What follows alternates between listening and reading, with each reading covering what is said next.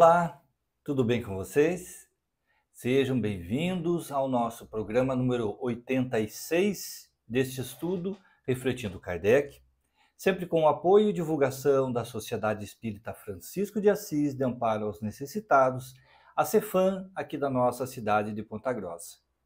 Hoje nós fechamos o último estudo deste ciclo relativo ao tema do suicídio. E eu trouxe para nossa reflexão dessa noite, ainda do livro Céu e Inferno, um diálogo em que Allan Kardec e o grupo da Sociedade Parisiense de Estudos Espíritas conversa com um espírito que, enquanto encarnado, era ateu, era materialista, não acreditava na vida espiritual e, consequentemente, não acreditava nem em Deus. O que é interessante é porque esse suicídio se deu, de acordo com o que o espírito vai descrever, justamente por essa falta de esperança no futuro. Pois que, sendo ateu, não crendo em nada além da vida presente, qualquer desilusão, qualquer situação menos favorável é propícia para que o espírito, para que o encarnado nessa condição, entenda que, de acordo com a sua vontade, pode colocar um fim à sua vida e encerrar ali aquela série de, aos seus olhos, sofrimentos que enfrenta enquanto encarnado. Kardec fará neste item, que ainda está lá na segunda parte, no capítulo 5 do livro Céu e o Inferno, no tema dos suicidas, ele comenta que este espírito até narra para eles que essa sua condição de materialismo, esse seu ateísmo, se deveu ao seu orgulho em uma encarnação anterior. A sua condição ainda muito dedicado ao mal, dedicado provavelmente às questões menos elevadas, fez com que nesta existência atual esse espírito viesse envolvido por um grande orgulho e não se desse conta da possibilidade de existência da vida espiritual.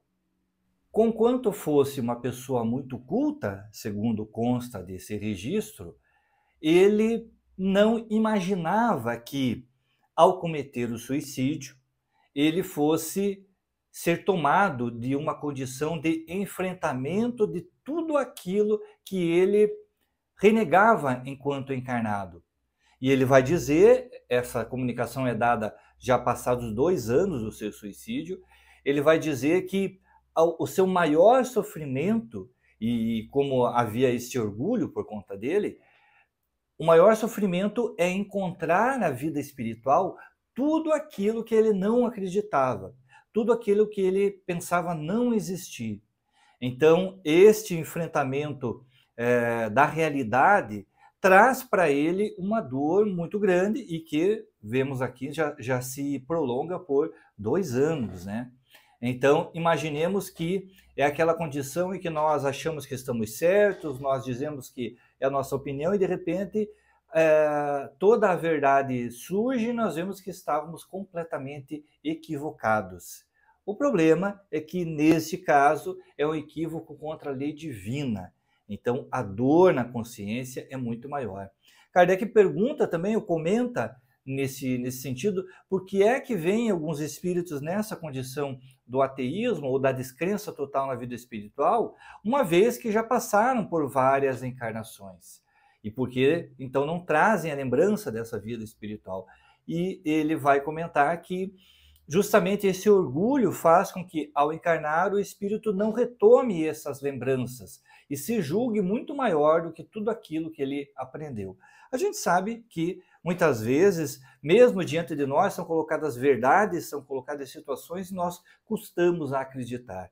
Então, é ainda assim uma forma de orgulho, alguma coisa nos incomodando enquanto estamos nos debatendo nessa nossa falta de crença. Vamos à leitura do texto?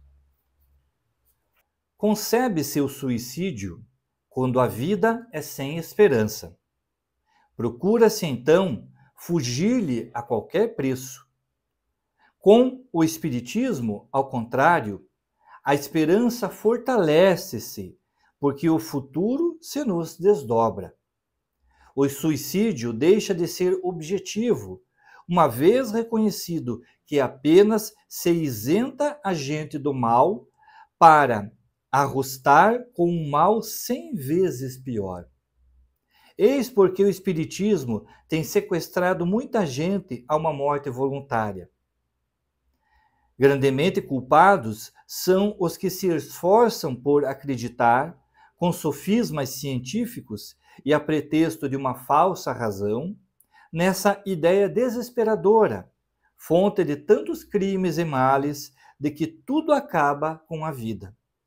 Esses serão responsáveis não só pelos próprios erros, como igualmente por todos os males a que os mesmos derem causa.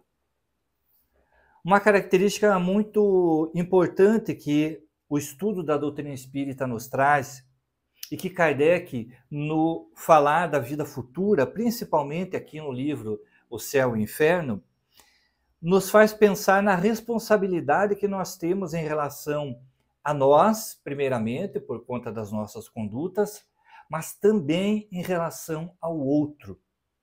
Então, ele mais uma vez frisa que o suicídio, ele trará um sofrimento e uma responsabilidade àquele que adota esse caminho, mas também nas consequências que ele gera em relação às pessoas que irão sofrer por conta desta ausência, como nós já falamos no nosso estudo anterior.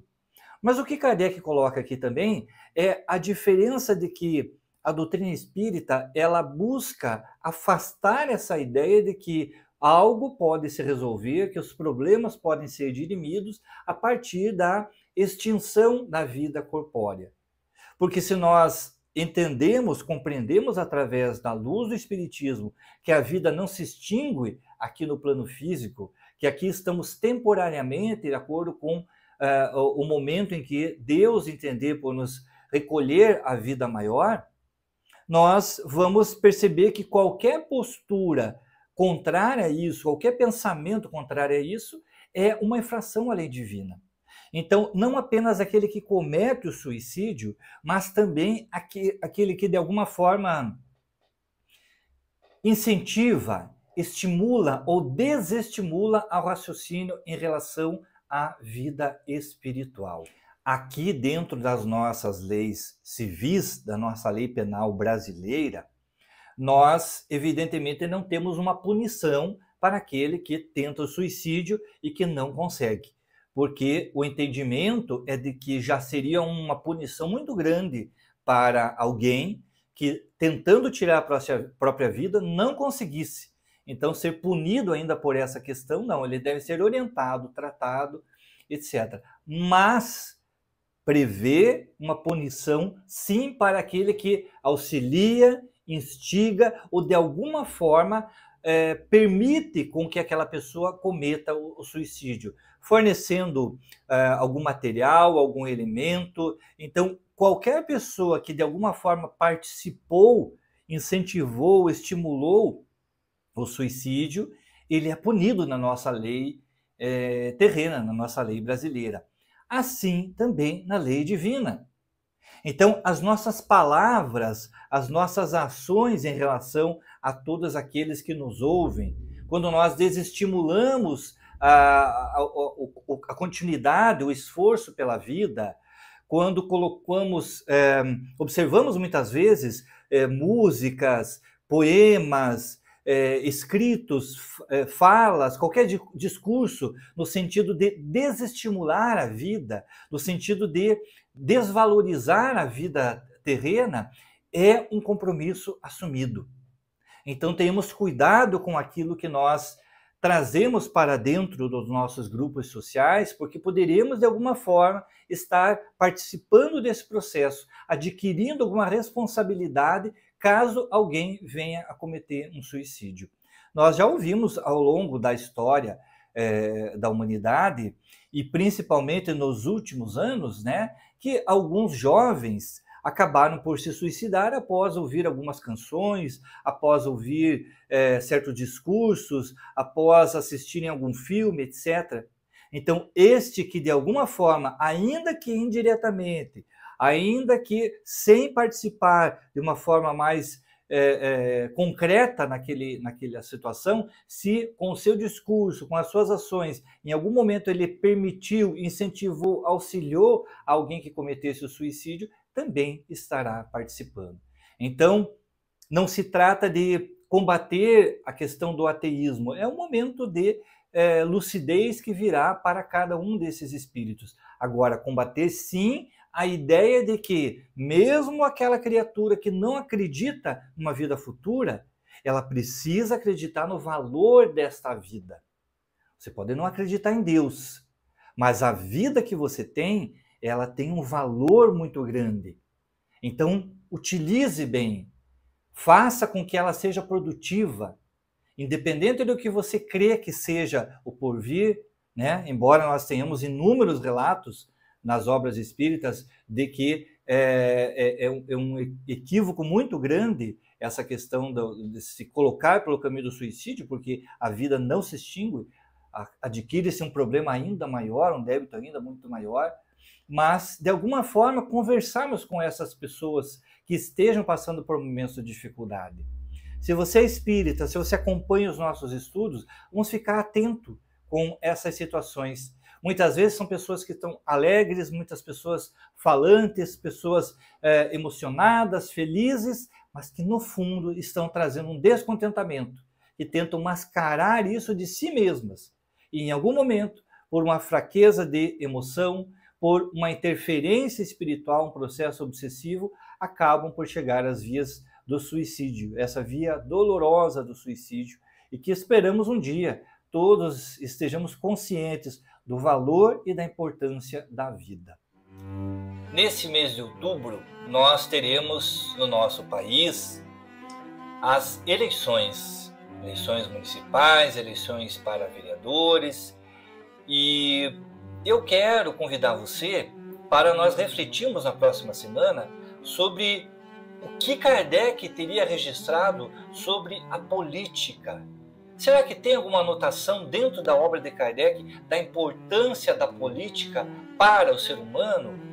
Porque muitos de nós acabamos muitas vezes por nos decepcionar com tantos discursos equivocados e abandonamos esta tarefa que nos compete de participar do caminho da continuidade da evolução e da política entre nós.